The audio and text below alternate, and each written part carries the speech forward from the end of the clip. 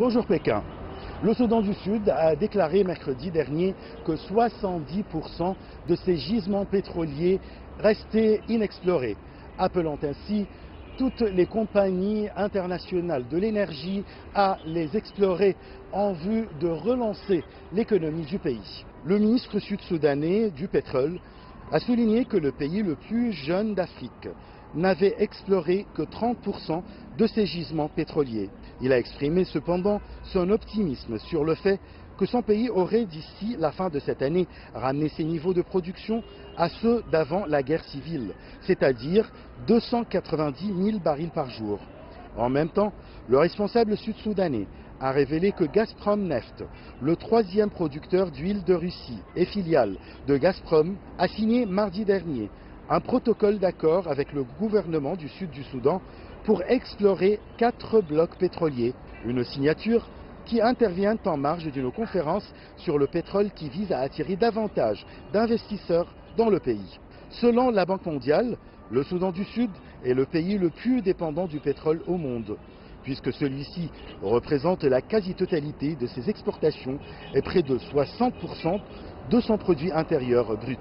L'Algérie et la Chine lanceront dimanche prochain à Tébessa, à la frontière avec la Tunisie, un projet pour l'exploitation de phosphate dont le montant est estimé à 6 milliards de dollars. Ce projet sera réalisé en partenariat entre deux groupes algériens, Sonatrach et Asmidal Manal, et deux groupes chinois, CITIC et Wengfu. Le ministre algérien de l'Industrie et des Mines, Youssef Yousfi, a précisé que ce complexe, qui devrait entrer en service en 2022, est réparti entre la mine de Bled El Hadba, dans la province de Tébessa, la plateforme de Hajar Kebrit à Souk Ahras, la plateforme de Hajar Essoud à Skikda et le port d'Annaba. Aussi, le projet, dont la production devra atteindre 6 millions de tonnes par an, prévoit le dédoublement de la voie ferrée devant relier le site de production au port d'Annaba. Selon lui, ce méga-projet permettra la création de 2500 postes d'emploi directs permanents.